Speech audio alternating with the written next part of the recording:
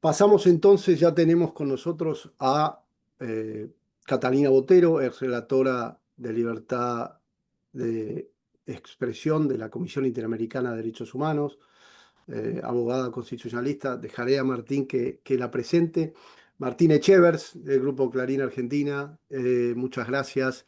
Martínez, gerente de Relaciones Institucionales y Comunicaciones del Grupo Clarín, es conferencista sobre el rol de medios, el derecho a la información, la libertad de prensa, la sustentabilidad de la industria periodística, el tema muy importante de propiedad intelectual y la relación con las plataformas, con las grandes empresas tecnológicas. Ha presidido 2 veces la Sociedad de Entidades Periodísticas Argentinas, es actual presidente de ADEPA, miembro del Comité Ejecutivo de la CIP, la junta directiva de la organización Freedom House y la Fundación Poder Ciudadano, por el buen gobierno y la transparencia. Un gusto tenerlos con ustedes en este panel que se titula La necesidad de crear una red social de interés público.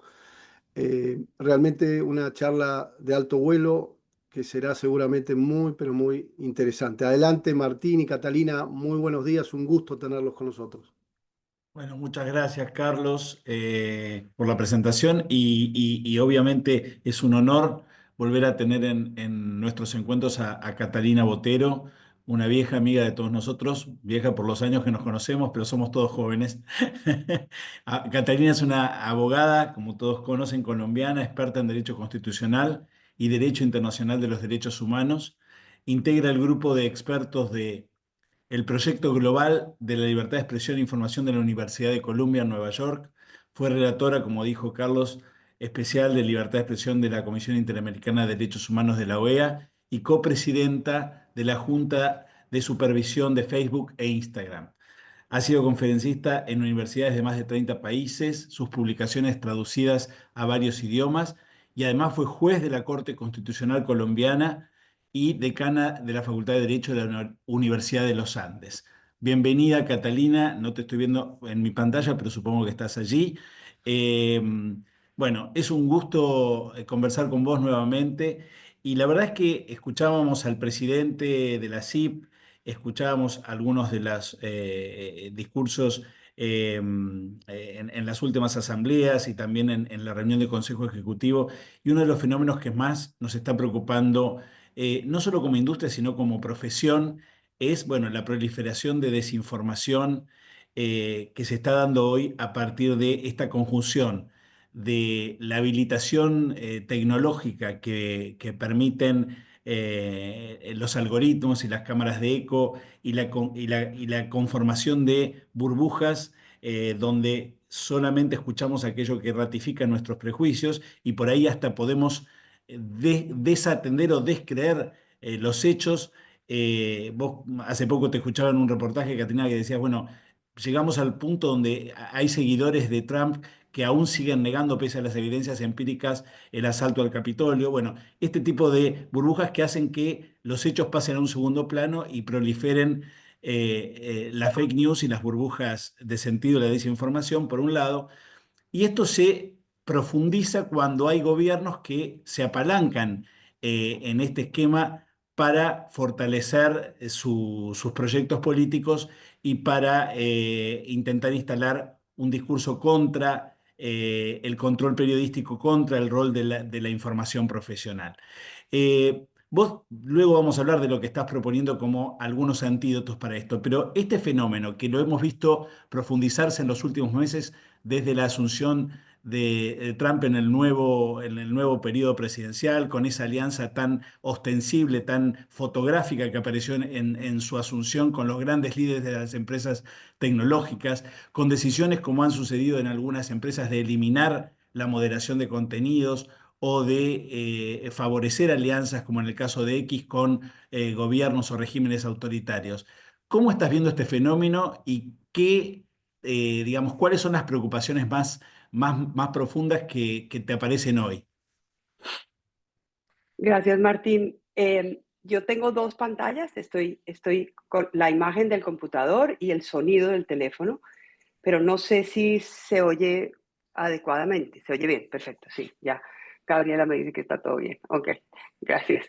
Bueno, bueno, por supuesto comienzo por agradecer a la CIP a que me invite a este encuentro. A mí me encantan los encuentros de la CIP. Tengo muy buenas amigas y amigos, así que estoy realmente muy feliz de poder estar esta mañana acá.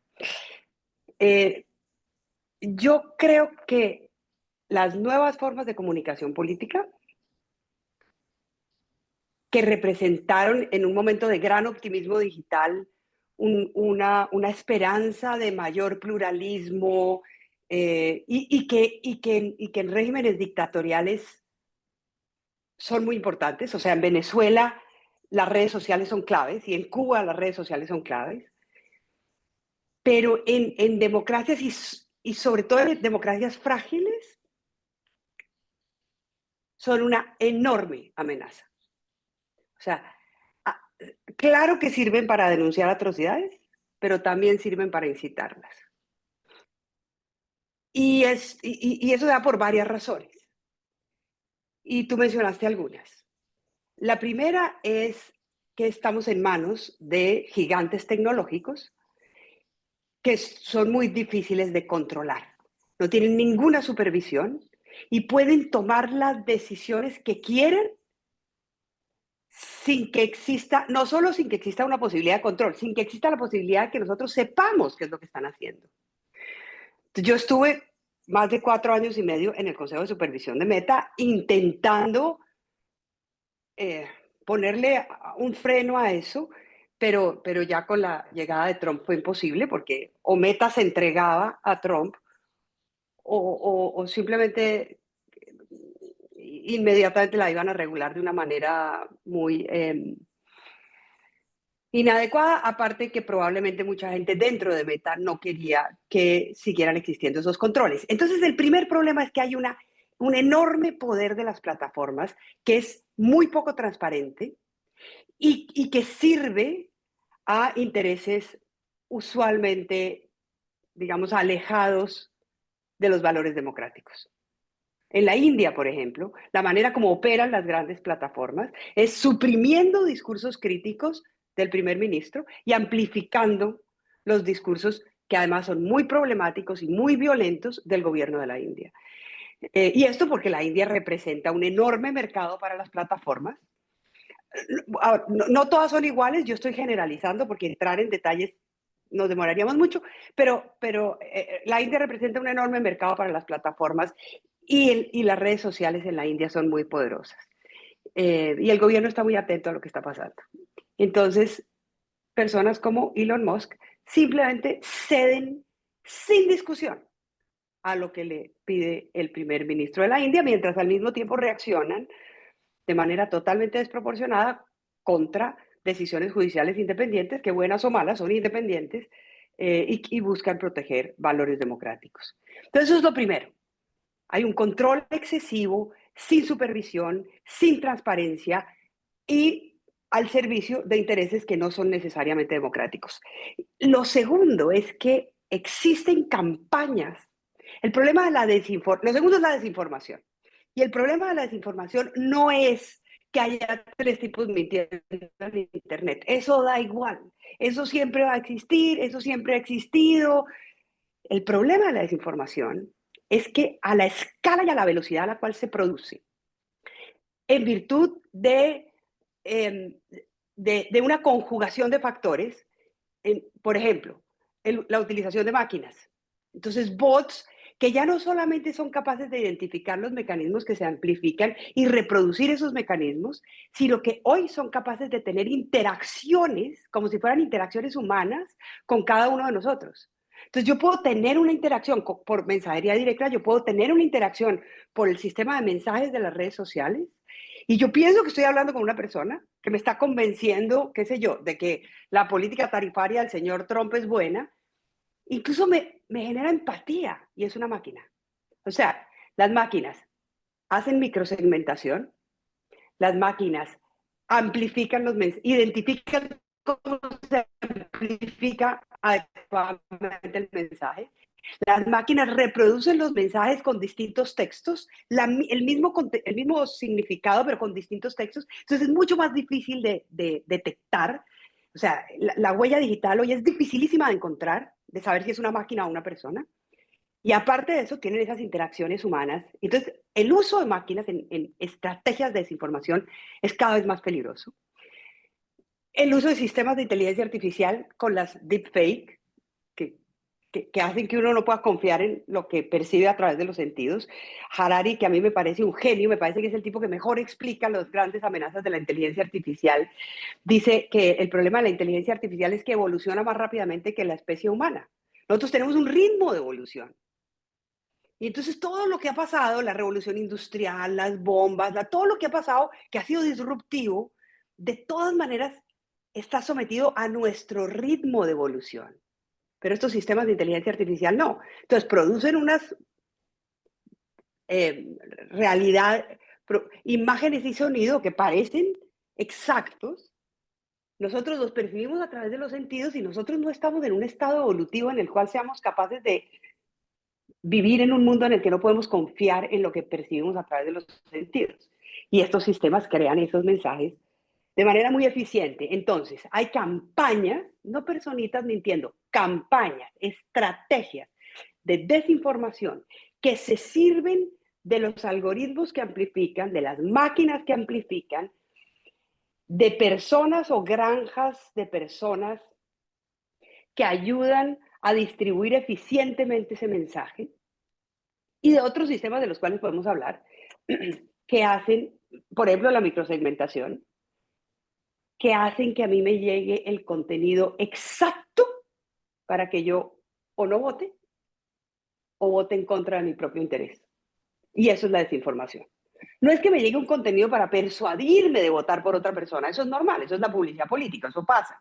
No es que sea relativamente tergiversado, no, es que son campañas estratégicamente diseñadas con sistemas muy sofisticados, muy difíciles de detectar, que hacen que las personas actúen en contra de su propio interés. Y eso es fraude al elector y ahí hay un drama para los sistemas democráticos. Y ese tal vez es el segundo gran problema. Entonces, el primero es la falta de transparencia y el enorme poder. El segundo es estas campañas de desinformación y el tercero son las cámaras de eco. Y las cámaras de eco, que todos ya hemos oído hablar de eso desde hace por lo menos 10 años, esto es un tema importante, son cada vez más peligrosas. Cass Sunstein, que yo creo que es el mejor constitucionalista que tiene Estados Unidos de lejos, escribió un libro que se llamaba Republic.com, y con esto terminó. Escribió ese libro a principios de siglo, o sea, en los años 2000. Después escribió otro que se llama Republic.2.com. Y el tipo decía, cuando la gente se informaba a través de la prensa, si quería llegar a los deportes, de todas maneras tenía que pasar por la primera página, y tenía que pasar por el editorial, y tenía que pasar por la sección internacional, y pasaba por la sección de economía, y pasaba por la sección de política, uno compartía ciertos hechos, y luego llegaba a, no sé, el Real Madrid, lo que sea. Hoy en día, no solamente puede ir directamente al Real Madrid, sino que la manera como operan estos sistemas de comunicación, de información y comunicación, es que llega a las cuentas del Real Madrid que hablan del Real Madrid como esa persona quiere oír hablar. O sea, ni siquiera al Real Madrid en general. O de los problemas. No. Incluso puede fanatizarse a niveles en los cuales lo único que quiere hacer desde que se levanta por la mañana, y aquí ya voy a mezclarlo con desinformación, es convencer al resto del mundo no solo de que el Real Madrid es heroico, sino de que la Tierra es plana, de que las vacunas dan autismo, de que ciertos presidentes que son evidentemente autoritarios y van a destruir un país son la salvación, y adquieren eso como porque la cámara de eco los se convierten en héroes de Internet. Empiezan a recibir reconocimientos que en la vida real no tienen.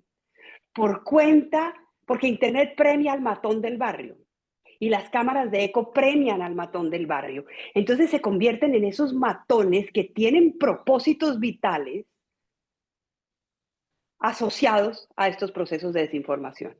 Y estas tres cosas, esas cámaras de eco, que hacen que no compartamos los mismos hechos, que se rompa la República y el foro de la República, porque ya no se informan a través de una prensa más, etcétera, sino en cámaras de eco, las cámaras de eco, las campañas de desinformación y la falta de transparencia y el enorme poder de las grandes plataformas se une con una enorme debilidad de la prensa, que es el único antídoto. No hay otro antídoto.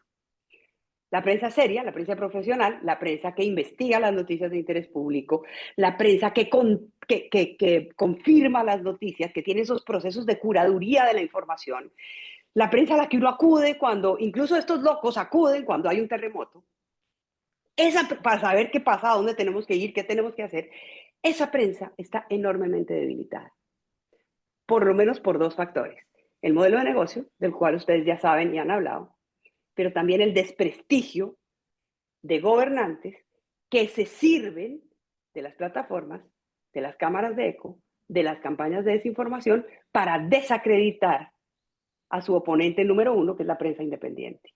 Entonces, eso es un conjunto, o sea, eso es, yo creo que estamos en un cambio de era brutal, brutal. Esto no es un cambio generacional, esto es realmente algo para lo que no estamos preparados. Y ahí la prensa yo creo que tiene un papel realmente determinante. Perdón, me demoré mucho en la respuesta, pero No, quería como pero dar una... yo creo que el panorama que diste general, pocas veces había escuchado una síntesis tan redondita. Creo que lo tenemos que desgravar y tenerlo como una especie de guía. Ahora, yo te preguntaba, o pensaba cuando hablabas de esta falta de sustento común que de alguna manera daban los medios de comunicación al permitirnos tener una base de discusión, sobre todo de hechos verificados y sobre los que después podía haber opiniones y divergencias y debates, pero sí una base compartida de hechos verificados, que hoy eso no existe. Lo unía a algo que nosotros venimos conversando con vos desde hace muchos años, quizás desde los inicios de esta etapa, digamos, de una Internet mucho más masiva a partir del año 2000. Siempre se dijo que las plataformas no tenían prácticamente ninguna responsabilidad en los contenidos, que eran solo un mero transmisor de los contenidos que generaban los ciudadanos, las personas, y que eran casi como una red neutra de transmisión, en la cual no tenía ningún sentido cuestionar la responsabilidad que tenían en la diseminación, en la amplificación de todos estos mensajes. Incluso no se hablaba todavía de la opacidad del algoritmo, de esta falta de transparencia que vos mencionaste recién. Ahora, cuando uno ve cómo evolucionó esta cuestión, cómo se usan estas plataformas para instalar estas burbujas de sentido, muchas veces basadas en hechos falsos o totalmente manipulados. Cuando uno ve que personajes como Elon Musk nos inunda con mensajes propios en su propia red sin que nosotros lo hayamos elegido, con lo cual ahí hay un rol casi de editor, o sea, él Claro. está pasando un mensaje que él quiere dar respecto de sí mismo, de sus intereses, que no es el de esa red social transparente donde todos opinaban y donde uno elegía a quién quería seguir. ¿Cómo se modificó eso y eso puede tener alguna implicancia en la responsabilidad de estas plataformas? Yo creo que sí. Entonces, primera pregunta, ¿cómo se modificó eso? Perdieron los escrúpulos. O sea, eso siempre ha pasado. Siempre ha pasado. Entonces, hay como tres etapas en la evolución de las redes sociales. La creación, en donde no saben ni siquiera qué es lo que están creando, y entonces todo es muy experimental.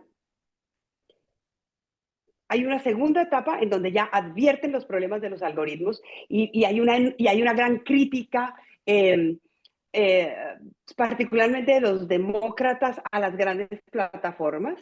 Y entonces ahí se crea el Consejo de Supervisión de Meta, ahí se adopta, Twitter en ese momento adopta una serie de correctivos, fortalecen los sistemas de seguridad y confianza, justamente para que los algoritmos digamos, no sean tan, digamos, nocivos. Estoy utilizando una expresión genérica, pero nocivos en muchos sentidos. Nocivos para las mujeres jóvenes que están sometidas a una serie de imágenes que afectan duramente su autoestima, nocivos para la política, nocivos, etc. Entonces, ahí hay una segunda etapa como de un cierto autocontrol.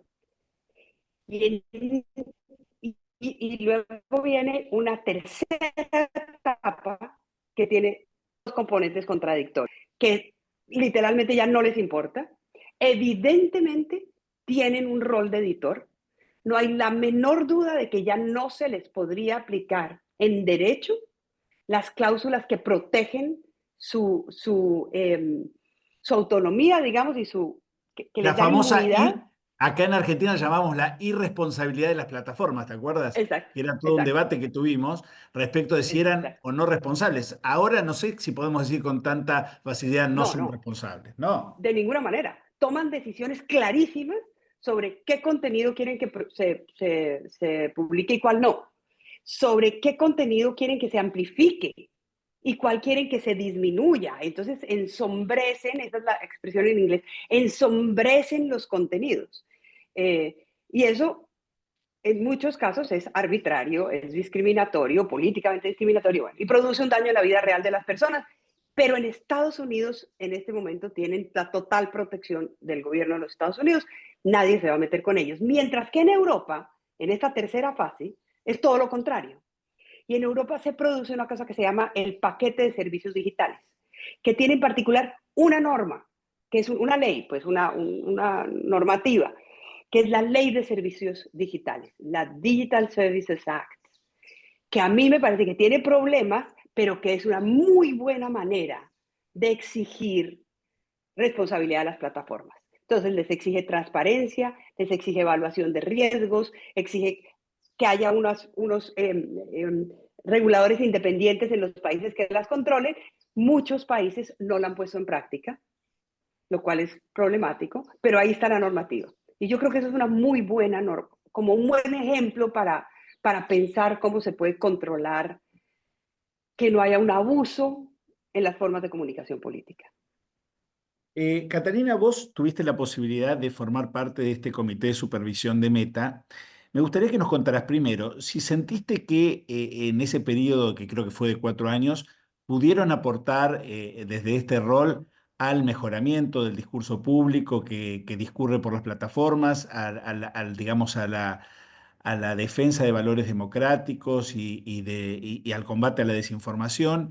¿Y qué piensas que va a pasar de aquí en adelante? Porque eso prácticamente entiendo que nosotros los medios con Meta tenemos una relación compleja porque ellos habían empezado todo un proyecto de trabajar con los medios con programas de fortalecimiento del periodismo, de ayuda a la sostenibilidad del periodismo, que lo dieron totalmente de baja con la excusa de que en el producto iban a privilegiar solamente la cuestión familiar de amigos, de lo que sería la información doméstica o de interés personal.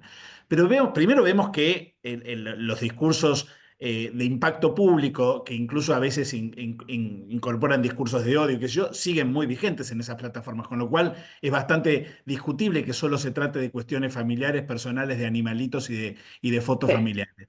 Y sí. segundo, lo que vemos es que esa intención de hacer un proyecto que buscara voluntariamente mejorar el debate público ahora se ha discontinuado. Entonces quería tener tu mirada del proceso y de cómo ves que va a evolucionar. Entonces, frente a los medios, yo creo dos cosas. Creo que debería existir una plataforma pública.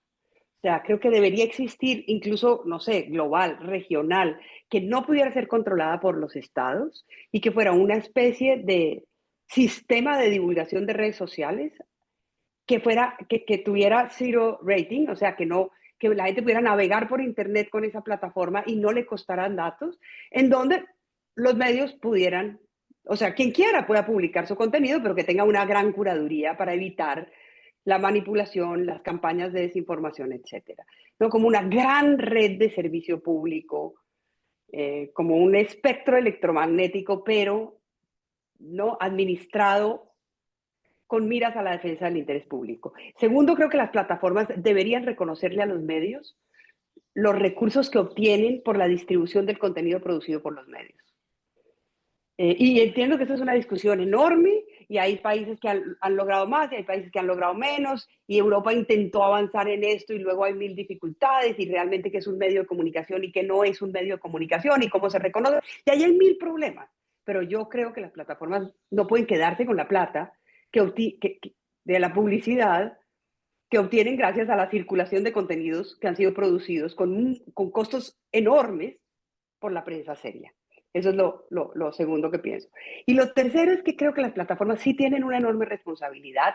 Han desmontado, primero porque era muy caro y segundo porque ya no es políticamente rentable en Estados Unidos, han desmontado sus sistemas de seguridad y confianza.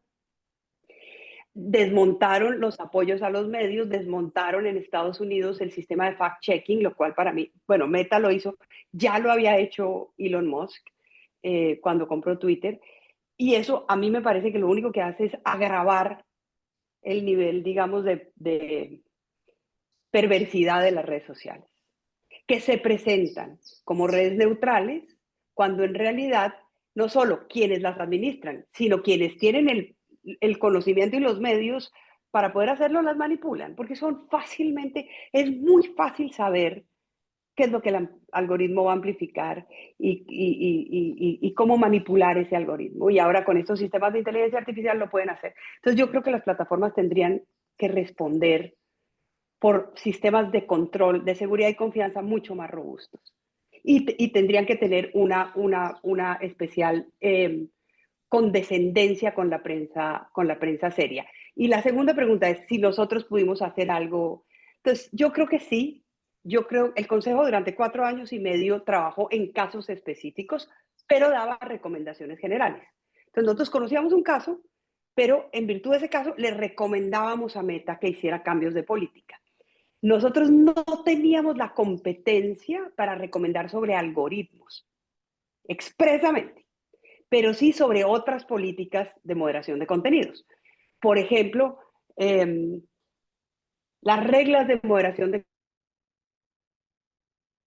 minorías, o hay reglas que eran insuficientes para proteger a minorías, o la implementación de las políticas de moderación de contenidos. Entonces, si tú tienes en Birmania a un moderador de contenidos que habla birmano, ¿no? En Myanmar, y resulta que hay un genocidio, pues, y el genocidio está impulsado por mensajes en redes sociales, tú tienes que reforzar eso. Y tienes que tener un equipo fuerte, importante, que conozca el contexto birmano, que identifique rápidamente dónde está el contenido que está diciendo que los rohingyas son ratas, dónde están para matarlos y que controle ese contenido. No puedes tener a un tipo en birmano. Entonces nosotros recomendábamos eso. Aumente el número de moderadores, aumente la transparencia. Eliminaron un contenido en Cuba que era un contenido subido de tono, pero en el contexto de unas protestas muy importantes contra la dictadura cubana. Entonces nosotros decíamos, mire, cuando usted está moderando contenidos en dictaduras, usted no puede moderar de la misma manera que está moderando contenidos en Suecia. Eso no es lo mismo. Esta señora que dijo eso en Cuba en realidad no quería que mataran a nadie. Estaban llevándose a su hijo preso en una dictadura. Permítale un nivel. Entonces tenga sistemas de implementación de sus políticas que sean capaces de atender al contexto. Entonces estoy poniendo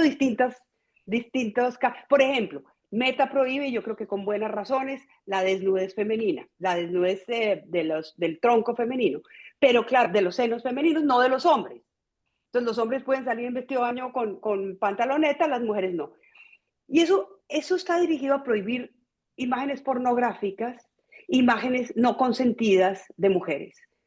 Pero a veces hay, por ejemplo, el Día del Cáncer de Seno, circulan imágenes que realmente no son imágenes pornográficas, no son imágenes no consentidas, y hay poblaciones que solo se informan a través de Meta. Entonces, si no pueden tener acceso a esa imagen, no pueden acceder a una información que es muy valiosa, entonces refuercen los equipos de implementación para que por lo menos el Día del Cáncer de Seno, esas imágenes puedan circular. Entonces, estoy poniéndoles muchos ejemplos, esto era un poquito más técnico y aburrido, pero les estoy poniendo como ejemplos claros de recomendaciones. La mayoría Meta las cumplió, pero yo creo que hoy ese consejo no tiene ninguna posibilidad de tomar decisiones sistémicas importantes. Hoy Meta está guiada por los intereses de Donald Trump. Catalina, te he escuchado a veces decir que no toda regulación sobre estas cuestiones de las plataformas, las redes sociales y la desinformación vulnera la libertad de expresión como se solía escuchar. Uno era muy reticente a hablar de regulación de fake news, de desinformación, porque siempre estaba el fantasma de que podríamos estar tocando un riesgo de que haya una autoridad, en este caso una autoridad política, una autoridad de un poder ejecutivo, que pueda involucrarse en la censura o en el condicionamiento de la transmisión de contenidos de interés público. Vemos que esto, evidentemente, con la evolución tan peligrosa que están teniendo estos discursos y estas campañas de desinformación, eh, quizás requiere algún tipo de abordaje de tipo normativo, porque estamos viendo que la autorregulación ha llegado a un punto donde pareciera no conducir a ningún lado y el proceso se exacerba. Pero por otro lado nos da miedo, hemos visto en su momento, por ejemplo, acá en la CIP se ha analizado la ley brasileña, que en algún momento se generó algún cuestionamiento porque era como muy amplia, porque dejaba al poder político una determinación de lo que era o no una fake news. Entonces, primero, hay que regular y segundo, ¿cuál puede ser un camino para que esa regulación no sea peligrosa, no sea nociva para la libertad de expresión? Yo creo que es urgente regular, pero creo que hay que regular con cuidado, con calma, con prudencia. ¿Qué se puede regular? Por ejemplo, normas antimonopolio. Entre más redes sociales existan, mejor. Yo creo que hay que pensar en la interoperabilidad. Si un medio de comunicación tiene, pero se da cuenta que lo están castigando en una red social, Elon Musk hoy puede castigar a un medio que lo critica, eso le pasó a algunos medios que criticaban a Trump y simplemente le suspendieron algunas cuentas en X o en TikTok. Que se pueda ir con sus seguidores a otra cuenta. Entonces, eso es muy difícil de hacer técnicamente, eso tiene más que ver con la libertad de los seguidores, pero yo creo que hay que empezar a pensar en sistemas interoperables. Entonces, digamos, hay formas de regulación que no tienen que ver con los contenidos, y esas hay que pensarlas, ¿no? ¿Cómo se les retribuye a los medios de comunicación? Y eso no tiene que ver con los contenidos, pero hay otras que sí tienen que ver con los contenidos en distintas capas. Entonces, otra que tiene que ver tiene un poquito más que ver con contenidos, pero una capa un poquito más alejada, es la que obliga a mayor transparencia a las plataformas. Es la que obliga a que exista, por ejemplo, un supervisor, una autoridad que supervise, que sea independiente y que supervise que lo que las plataformas están haciendo es conforme a lo que dicen que están haciendo y que los controles que están implementando realmente se están implementando. Obligar a las plataformas a hacer evaluación de riesgo sobre sus algoritmos. Entonces, por ejemplo, se ha identificado que hay cierto tipo de funcionamiento de algoritmos que produce un daño en la vida real de las personas. Entonces, si tú combinas una política, un contenido, una política de moderación con un algoritmo, se demuestra que eso inmediatamente se traduce en violencia en la vida real de las personas. Entonces hay que modificar algo, pero para eso tienes que hacer, esos fueron los que Francis Hogan, que fue ¿cómo se llama? Los papeles de Facebook que publicó el Wall Street Journal hace tal vez 3 años, ella decía, Instagram tenía el análisis de riesgo sobre cómo la amplificación de ciertos contenidos estaba haciendo un daño profundo a las mujeres jóvenes, un daño profundo a la salud mental de las mujeres jóvenes y no adoptaron ningún correctivo. Entonces, eso también se puede regular, eso está en la ley de servicios digitales. Y eso es como una segunda capa que tiene que ver con contenidos, pero no directamente. Y luego hay una tercera capa que yo creo que se puede regular de prohibición de los contenidos que están prohibidos también afuera. O sea, hay contenidos que están prohibidos afuera y que todos aceptamos. Nadie puede contar cómo se hace una bomba nuclear, o nadie puede vender armas, o nadie puede decir, sí, amenazar la vida o la integridad personal de alguien. Entonces, hay ciertos contenidos que pueden estar prohibidos. Yo, por ejemplo, creo que hay que prohibir las campañas de desinformación, campañas, no la desinformación, no las fake news, sino que las plataformas estén obligadas a identificar las campañas, las estrategias que utilizan distintos elementos para, para eso, violar la libertad del elector. Entonces, hay muchos factores que se pueden regular, pero hay que hacerlo con calma, hay que hacerlo con mañita, hay que hablar con todos los sectores, pero yo creo que sí se puede hacer. Es más, yo creo que se debería hacer. ¿Qué rol le otorgás al Poder Judicial en todo este proceso? ¿No? Nosotros estamos viendo hoy que, por un lado, Trump ha empezado a asediar a medios de comunicación con demandas judiciales millonarias que están generando un efecto de autocensura en algunos medios, de buscar evitar el riesgo económico que les pueden generar estas demandas millonarias, generando digamos, un tratamiento más benevolente o menos conflictivo con el gobierno de turno. Se produjo hace poco la renuncia del productor ayer, hace 2 días, del productor de 60 Minutos, el emblemático programa de la televisión, justamente por este acuerdo de la cadena judicial con Trump, pero también vemos que estas demandas se están utilizando para amedrentar al periodismo y a los medios. Al mismo tiempo estamos viendo cómo en la Casa Blanca se están restringiendo los lugares, digamos, en la sala de prensa a los medios tradicionales y se empieza a rodear a estos medios de influencers, en general vinculados ideológicamente al gobierno de turno, muchas veces con estrategias muy claras de generar preguntas que sean absolutamente condescendientes o positivas. O sea, se están viendo el uso también de las redes y de los personajes que surgen de las redes para socavar al periodismo y también el uso de herramientas judiciales para socavar al periodismo. Eh, Primero, ¿crees que hay un trabajo ahí fuerte del Poder Judicial todavía para poder sostener el rol del periodismo en países como los nuestros? ¿Y qué pensás que debieran hacer los medios para resguardar esa base de discusión común que de alguna manera hoy se complejiza?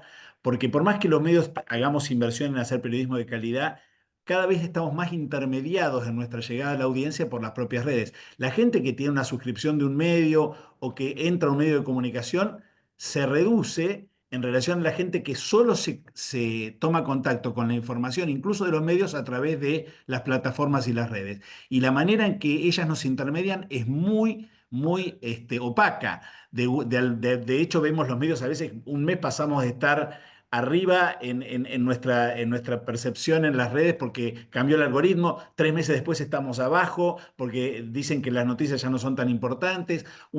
Ahora apareció algo nuevo que es la inteligencia artificial y las respuestas autogeneradas, con lo cual muchas veces usan el contenido de nuestros medios para dar respuestas sobre temas de Claro, actualidad sin que la gente entre a los medios. O sea, es claro. como que el panorama no quiero tirar más leña al fuego, pero el panorama se está complejizando muy mucho.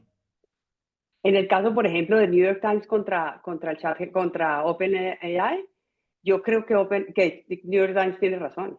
Es que no se pueden enriquecer con contenidos de otros, pero eso es otro tema sobre el Poder Judicial.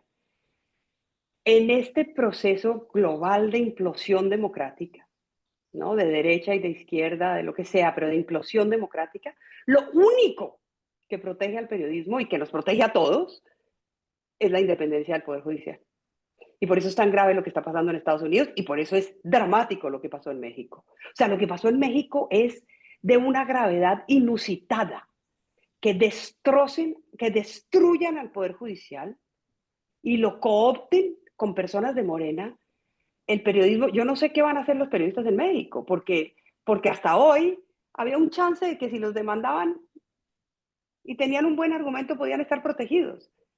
A partir de hoy eso no es así. En Estados Unidos yo creo que todavía el Poder Judicial es robusto, es poderoso, es serio.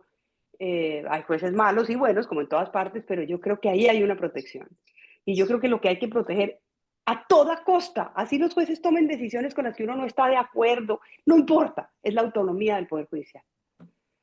Porque cuando uno cede ahí, perdió la garantía. Perdió la garantía. El Salvador, México, y lo que propone Elon Musk y Vance en Estados Unidos, que es elección popular de jueces y destitución, impeachment de jueces. Volviendo para ir cerrando a tu propuesta de una red social de interés público que tenga algún tipo de articulación global y que nos permita a quienes tratamos de apostar a la información y no a la desinformación, estar como de alguna manera, tener un lugar de relevancia dentro de la conversación pública. Eh, ¿No te parece que, más allá de que a mí la idea me pareció muy interesante e innovadora, que va a ser muy difícil competir contra redes que utilizan algunas de las, si querés, llamémosle las pasiones o las lógicas del ser humano, si querés, más primitivas respecto de la atracción por el contenido que más me satisface, que más me enoja, que más me morbosea, y que está de alguna manera exacerbado por el algoritmo. ¿Cómo va a ser competitiva una red que lo que busca es volver a una base de discusión mucho menos desapasionada, basada en hechos, basada en argumentos, basada en datos? ¿Te parece que eso no puede generar algún tipo de competencia desleal? Sí, es una competencia muy difícil. Es como cuando los medios serios tienen que competir con los medios amarillistas. O sea, claro, los medios amarillistas suelen ser más baratos o solían ser más baratos y vender más. No, los medios serios eran más costosos y vendían menos. Pero yo creo que hay que hacer ese esfuerzo. Y es un esfuerzo además distinto porque es cierto que son menos apasionadas, pero no dejan de ser, una red de interés público no deja de ser apasionada, porque no porque sea apasionada o incluso radical, un contenido sería eliminado. Lo que pasa es que los algoritmos serían públicos, tú tienes total claridad sobre cómo se administra la red, sobre las políticas de moderación de contenidos, sobre los sistemas de implementación de esas políticas y priorizas los temas de interés público. Entonces, la gente, y además le tendrías que dar ventajas competitivas, por ejemplo, cero rating. O sea, tú navegas por esa red y no te cuesta plata.